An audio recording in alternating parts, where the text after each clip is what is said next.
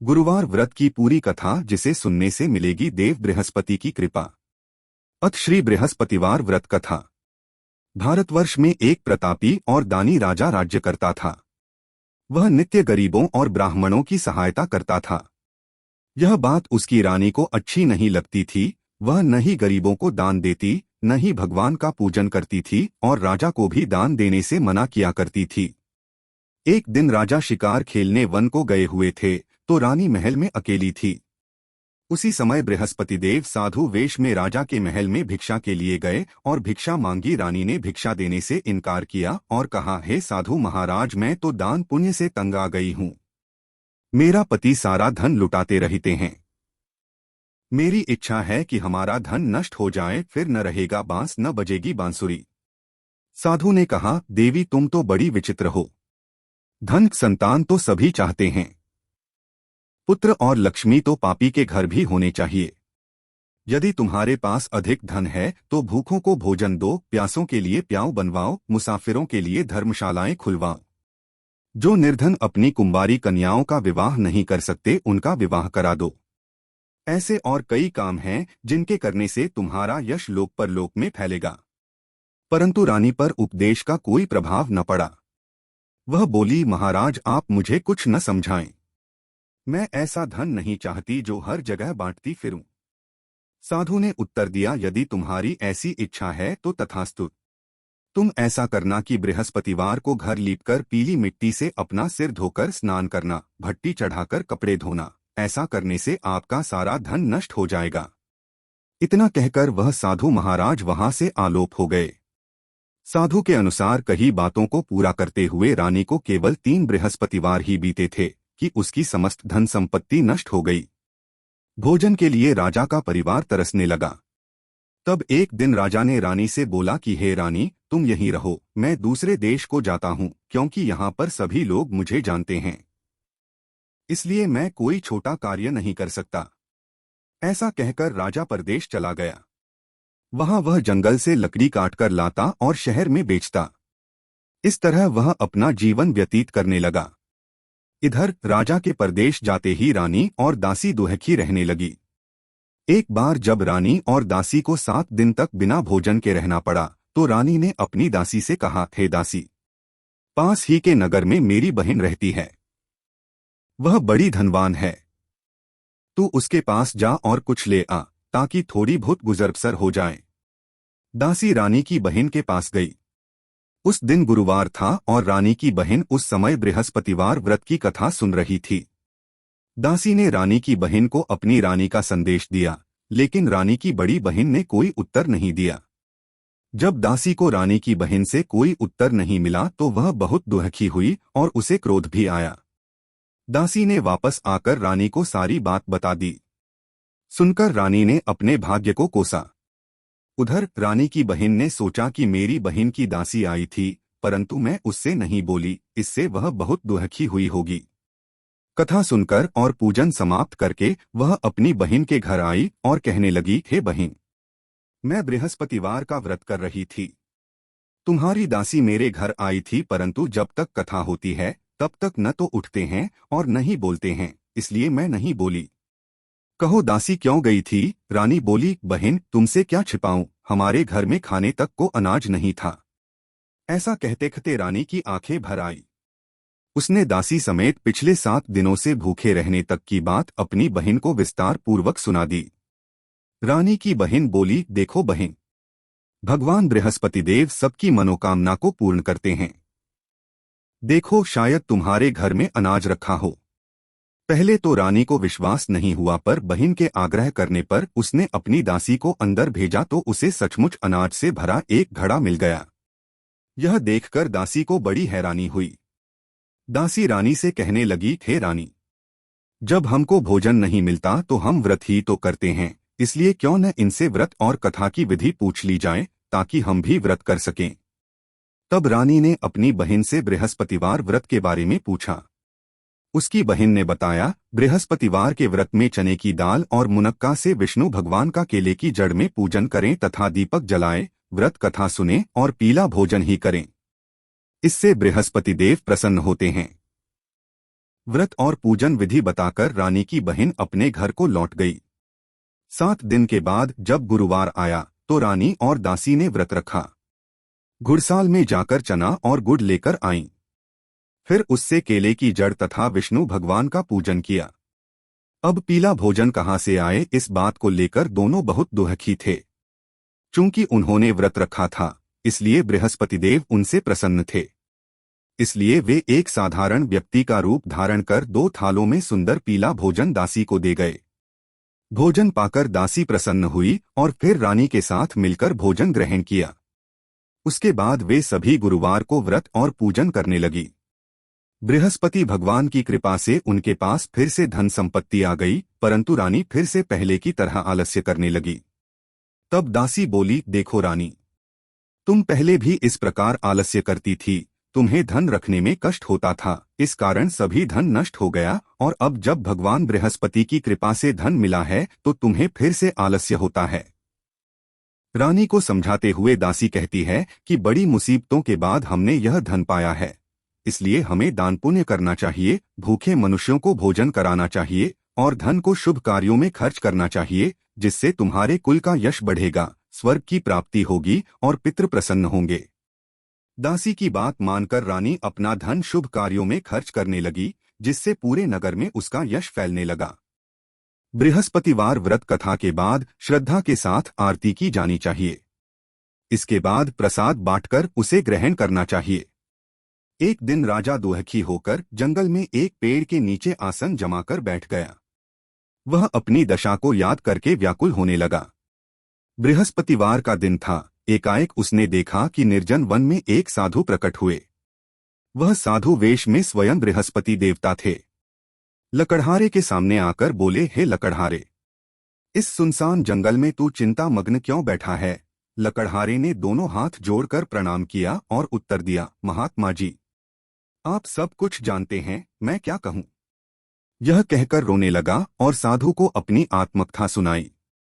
महात्मा जी ने कहा, तुम्हारी स्त्री ने बृहस्पति के दिन बृहस्पति भगवान का निरादर किया है, जिसके कारण रुष्ट होकर उन्होंने तुम्हारी यह दशा कर दी। अब तुम चिंता को दूर करके मेरे कहने पर चलो तो तुम्हारे सब कष्ट दूर हो जाएंगे और भगवान पहले से भी अधिक संपत्ति देंगे। तुम बृहस्पति के दिन कथा किया करो। 2 पैसे के चने मुनक्का लाकर उसका प्रसाद बनाओ और शुद्ध जल से लोटे में शक्कर मिलाकर अमृत तैयार करो। कथा के पश्चात अपने सारे परिवार और सुनने वाले प्रेमियों में अमृत व प्रसाद बांटकर आप भी ग्रहण करो। ऐसा करने से भगवान तुम्हारी सब मनोकामनाएं पूरी करेंगे। साधु के ऐसे वचन सुनकर लकड़हारा बोला, हे प्रभु, मुझे लकड़ी बेचकर इतना पैसा नहीं मिलता जिससे भोजन के उपरांत कुछ बचा सकूं। मैंने रात्रि में अपनी स्त्री को व्याकुल देखा है। मेरे पास कुछ भी नहीं जिससे मैं उसकी खबर मंगा सकूं। साधु ने कहा, हे लकड़हारे, तुम किसी बात की चिंता मत करो। बृहस्पति के दिन तुम रोजाना की तरह लकड़ियां लेकर शहर को जाओ। तुमको रोज से दुगुना धन प्राप्त होगा, जिससे तुम भली भांति भोजन कर लोगे तथा बृहस्पति देव की पूजा का सामान भी आ जाएगा।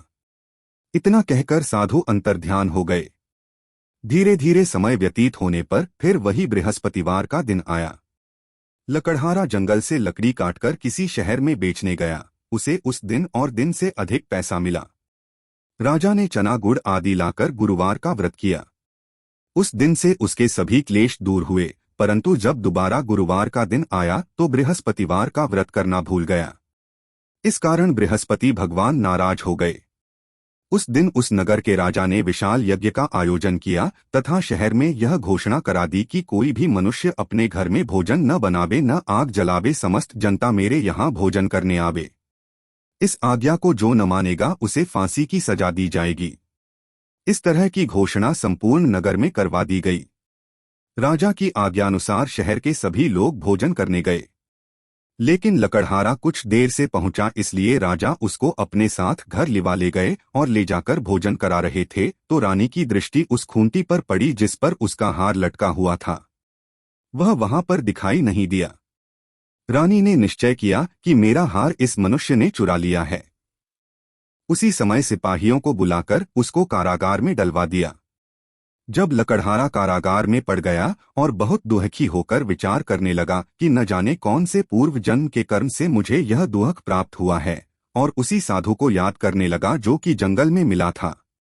उसी समय तत्काल बृहस्पति देव साधु के रूप में प्रकट हुए और उसकी दशा को देखकर कहने लगे, अरे मूर्ख, तूने बृहस्पति देव की कथा नहीं करी, इस कारण तुझे दुख प्राप्त हुआ है।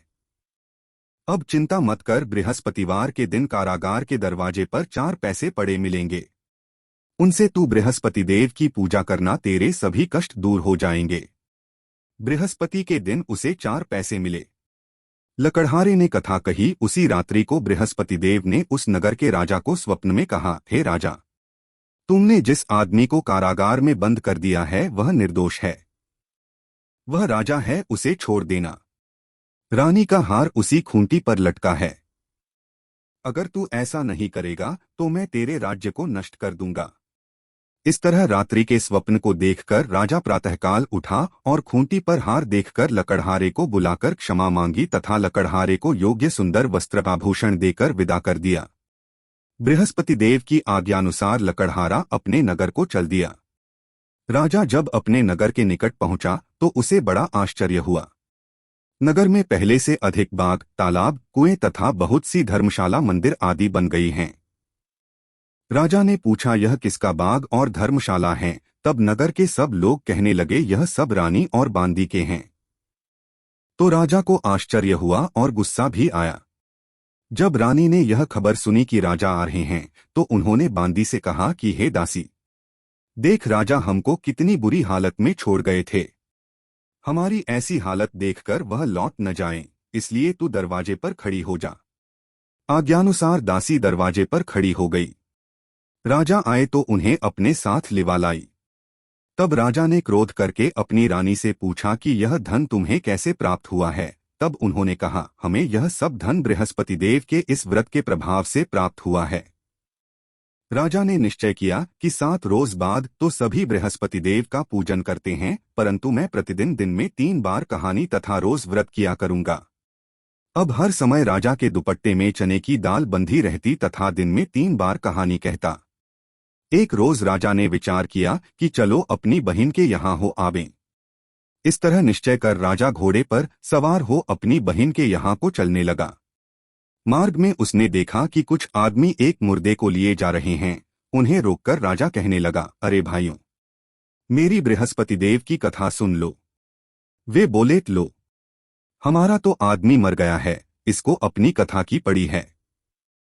परंतु कुछ आदमी बोले, अच्छा कहो, हम तुम्हारी कथा भी सुनेंगे। राजा ने दाल निकाली और जब कथा आधी हुई थी कि मुर्दा हिलने लग गया, और जब कथा समाप्त हो गई तो राम राम करके मनुष्य उठकर खड़ा हो गया। आगे मार्ग में उसे एक किसान खेत में हल चलाता मिला। राजा ने उसे देख और उससे बोले, अरे भैया, तुम मेरी बृहस्पतिवार की कथा सुन लो। किसान बोला, जब तक मैं तेरी कथा सुनूंगा तब तक 4 हरिया जोत लूंगा। जा अपनी कथा किसी और को सुनाना। इस तरह राजा आगे चलने लगा। राजा के हटते ही बैल पछाड़ खाकर गिर गए तथा किसान के पेट में बड़ी जोर का दर्द होने लगा। उस समय उसकी माँ रोटी लेकर आई। उसने जब यह देखा तो अपने पुत्र से सब हाल पूछा और बेटे ने सभी हाल कह दिया। तो बुढ़िया दौड़ी दौड़ी उस घुड़सवार के पास गई और उससे बोली कि मैं तेरी कथा सुनूंगी, तू अपनी कथा मेरे खेत पर चलकर ही कहना। राजा ने बुढ़िया के खेत पर जाकर कथा कही, जिसके सुनते ही वह बैल उठ खड़ हुए तथा किसान के पेट का दर्द भी बंद हो गया। राजा अपनी बहन के घर पहुंचा। बहन ने भाई की खूब मेहमानी की। दूसरे रोज प्रातःकाल राजा जगा तो वह देखने लगा कि सब लोग भोजन कर रहे हैं।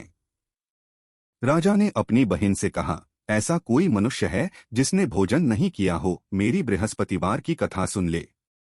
बहन बोली, हे भैया, यह देश ऐसा ही है कि पहले यहाँ लोग भोजन करते हैं, बाद में अन्य काम करते हैं। अगर कोई पड़ोस में हो तो देखाऊं। वह ऐसा कहकर देखने चली गई, परंतु उसे कोई ऐसा व्यक्ति नहीं मिला जिसने भोजन न किया हो। अतः वह एक कुम्हार के घर गई जिसका लड़का बीमार था। उसे मालूम हुआ कि उनके यहाँ 3 रोज से किसी ने भोजन नहीं किया है। रानी ने अपने भाई की कथा सुनने के लिए कुम्हार से कहा। वह तैयार हो गया। राजा ने जाकर बृहस्पतिवार की कथा कही, जिसको सुनकर उसका लड़का ठीक हो गया। अब तो राजा की प्रशंसा होने लगी। एक रोज राजा ने अपनी बहन से कहा कि हे बहन, हम अपने घर को जाएंगे, तुम भी तैयार हो जाओ। राजा की बहन ने अपनी सास से कहा। सास ने कहा, हाँ चली जा, परंतु अपने लड़कों को मत ले जाना, क्योंकि तेरे भाई के कोई औलाद नहीं है। बहन ने अपने भैया से कहा, हे भैया, मैं तो चलूंगी पर कोई बालक नहीं जाएगा। राजा बोला, जब कोई बालक नहीं चलेगा तब तुम ही क्या करोगी। बड़े दुखी मन से राजा अपने नगर को लौट आया। राजा ने अपनी रानी से कहा, हम निर्वंशी हैं, हमारा मुंह देखने का धर्म नहीं है और कुछ भोजन आदि नहीं किया।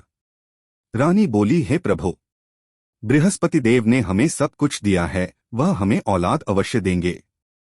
उसी रात को बृहस्पति देव ने राजा से स्वप्न में कहा, हे राजा उठ, सभी सोच त्याग दे, तेरी रानी गर्भ से है। राजा की यह बात सुनकर बड़ी खुशी हुई। 9वें महीने में उसके गर्भ से एक सुंदर पुत्र पैदा हुआ। तब राजा बोला, हे रानी, स्त्री बिना भोजन के रह सकती है, पर बिना कहे नहीं रह सकती। जब मेरी बहन आवे तुम उससे कुछ कहना मत। रानी ने सुनकर हाँ कर दिया।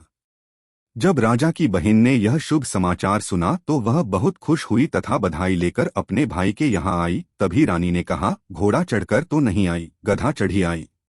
राजा की बहन बोली, भाभी, मैं इस प्रकार न कहती तो तुम्हें औलाद कैसे मिलती।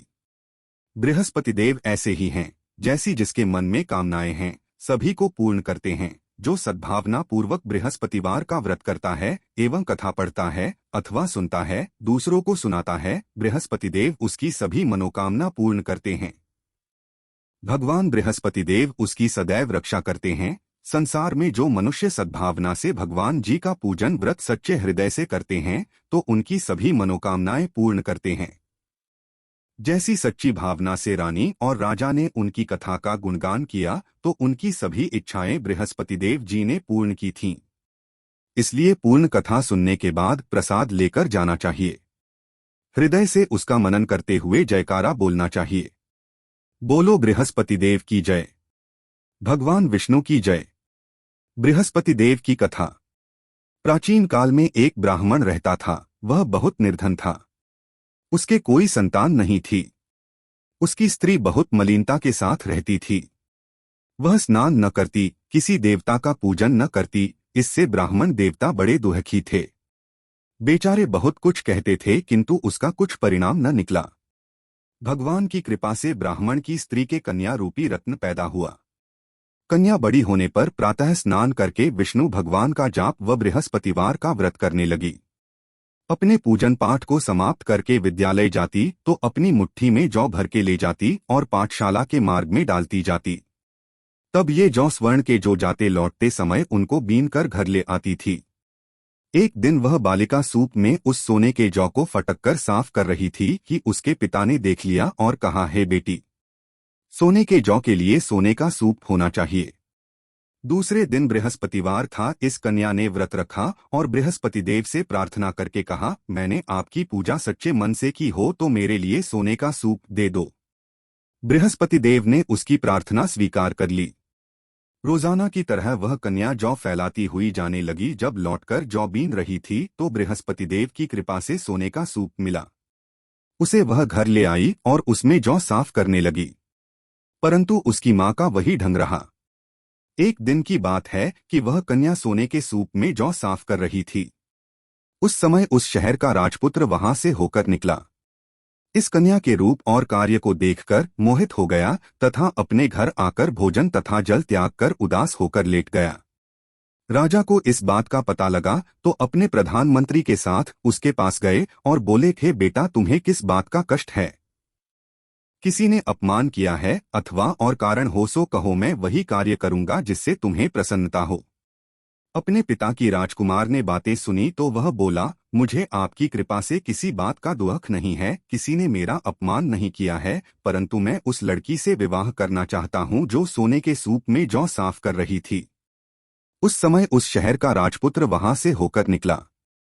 इस कन्या के रूप और कार्य को देखकर मोहित हो गया तथा अपने घर आकर भोजन तथा जल त्याग कर उदास होकर लेट गया। राजा को इस बात का पता लगा तो अपने प्रधानमंत्री के साथ उसके पास गए और बोले, हे बेटा, तुम्हें किस बात का कष्ट है? किसी ने अपमान किया है अथवा और कारण हो सो कहो, मैं वही कार्य करूंगा जिससे तुम्हें प्रसन्नता हो। अपने पिता की राजकुमार ने बातें सुनी तो वह बोला, मुझे आपकी कृपा से किसी बात का दुख नहीं है, किसी ने मेरा अपमान नहीं किया है, परंतु मैं उस लड़की से विवाह करना चाहता हूँ जो सोने के सूप में जौ साफ कर रही थी। यह सुनकर राजा आश्चर्य में पड़ा और बोला, हे बेटा, इस तरह की कन्या का पता तुम ही लगाओ, मैं उसके साथ तेरा विवाह अवश्य ही करवा दूंगा। राजकुमार ने उस लड़की के घर का पता बतलाया। तब मंत्री उस लड़की के घर गए और ब्राह्मण देवता को सभी हाल बतलाया। ब्राह्मण देवता राजकुमार के साथ अपनी कन्या का विवाह करने के लिए तैयार हो गए तथा विधि विधान के अनुसार ब्राह्मण की कन्या का विवाह राजकुमार के साथ हो गया। कन्या के घर से जाते ही पहले की भांति उस ब्राह्मण देवता के घर में गरीबी का निवास हो गया। अब भोजन के लिए भी अन्न बड़ी मुश्किल से मिलता था। एक दिन दुखी होकर ब्राह्मण देवता अपनी पुत्री के पास गए। बेटी ने पिता की दुखी अवस्था को देखा और अपनी मां का हाल पूछा। तब ब्राह्मण ने सभी हाल कहा। कन्या ने बहुत सा धन देकर अपने पिता को विदा कर दिया। इस तरह ब्राह्मण का कुछ समय सुखपूर्वक व्यतीत हुआ। कुछ दिन बाद फिर वही हाल हो गया। ब्राह्मण फिर अपनी कन्या के यहाँ गया और सारा हाल कहा तो लड़की बोली, हे पिताजी, आप माताजी को यहाँ लिवा लाओ, मैं उसे विधि बता दूंगी जिससे गरीबी दूर हो जाए। वह ब्राह्मण देवता अपनी स्त्री को साथ लेकर पहुंचे तो अपनी मां को समझाने लगी, हे मां, तुम प्रातःकाल प्रथम स्नानादि करके विष्णु भगवान का पूजन करो तो सब दरिद्रता दूर हो जाएगी। परंतु उसकी मांग ने एक भी बात नहीं मानी और प्रातःकाल उठकर अपनी पुत्री के बच्चों की जूठन को खा लिया। इससे उसकी पुत्री को भी बहुत गुस्सा आया और एक रात को कोठरी से सभी सामान निकाल दिया और अपनी मां को उसमें बंद कर दिया। प्रातःकाल उसे निकाला तथा स्नानादि करा के पाठ करवाया तो उसकी मां की बुद्धि ठीक हो गई और फिर प्रत्येक बृहस्पतिवार को व्रत रखने लगी। इस व्रत के प्रभाव से उसके माँ बाप बहुत ही धनवान और पुत्रवान हो गए और बृहस्पति जी के प्रभाव से इस लोक के सुख भोग कर स्वर्ग को प्राप्त हुए। सब बोलो विष्णु भगवान की जय, बोलो बृहस्पति देव की जय। श्री बृहस्पति देव की आरती। जय बृहस्पति देवा, उ जय बृहस्पति देवा। छिन छिन भोग लगाऊं कदली फल मेवा, उ जय बृहस्पति देवा। जय बृहस्पति देवा, तुम पूर्ण परमात्मा, तुम अंतर्यामी, जगतपिता जगदीश्वर, तुम सबके स्वामी, उ जय बृहस्पति देवा। जय बृहस्पति देवा, चरणामृत निज निर्मल, सब पातक हरता, सकल मनोरथ दायक, कृपा करो भरता, उ जय बृहस्पति देवा। जय बृहस्पति देवा, तन मन धन अर्पण कर जो जन शरण पड़े, प्रभु प्रकट तब होकर आकर धार खड़े, उ जय बृहस्पति देवा। जय बृहस्पति देवा, दीनदयाल दयानिधि, भक्तन हितकारी, पाप दोष सब हरता, भव बंधन हारी, उ जय बृहस्पति देवा। जय बृहस्पति देवा, सकल मनोरथ दायक, सब संशय हारो, विषय विकार मिटाओ, संतन सुखकारी, उ जय बृहस्पति देवा। जय बृहस्पति देवा, जो कोई आरती तेरी प्रेम सहित गावे, जेठानंद आनंद कर सो निश्चय पावे, उ जय बृहस्पति देवा। जय बृहस्पति देवा, सब बोलो विष्णु भगवान की जय, बोलो बृहस्पति देव भगवान की जय। लक्ष्मी माता की आरती। महालक्ष्मी नमस्तुभ्यं, नमस्तुभ्यं सुरेश्वरी, हरिप्रिये नमस्तुभ्यं, नमस्तुभ्यं दयानिधे पद्मालये नमस्तुभ्यं, नमस्तुभ्यं च सर्वदे सर्वभूत हितार्थाय वसु सृष्टिं सदा कुरु। जय लक्ष्मी माता, मैया जय लक्ष्मी माता, तुमको निस्दिन सेवत हर विष्णु विधाता, उमा रमा ब्रह्माणी तुम ही जगमाता, सूर्य चंद्रमा ध्यावत नारद ऋषि गाता। जय लक्ष्मी माता, दुर्गा रूप निरंजनी, सुख संपत्ति दाता, जो कोई तुमको ध्याता रिद्धि सिद्धि धन पाता। जय लक्ष्मी माता, तुम ही पाताल निवासनी, तुम ही शुभदाता, कर्म प्रभाव प्रकाशनी, भव निधि की त्राता। जय लक्ष्मी माता, जिस घर तुम रहती हो ताही में है सद्गुणाता, सब सभम हो जाता, मन नहीं घबराता। जय लक्ष्मी माता, तुम बिन यज्ञ ना होता, वस्त्र न कोई पाता, खान पान का वैभव सब तुमसे आता। जय लक्ष्मी माता, शुभ गुण मंदिर सुंदर, क्षीरोद्धि जाता, रत्न चतुर्दश तुम बिन कोई नहीं पाता, जय लक्ष्मी माता, महालक्ष्मी जी की आरती जो कोई नर गाता। और आनंद समाता, पाप उतर जाता, जय लक्ष्मी माता, जय लक्ष्मी माता, मैया जय लक्ष्मी माता। तुमको निस्दिन सेवत हर विष्णु विधाता।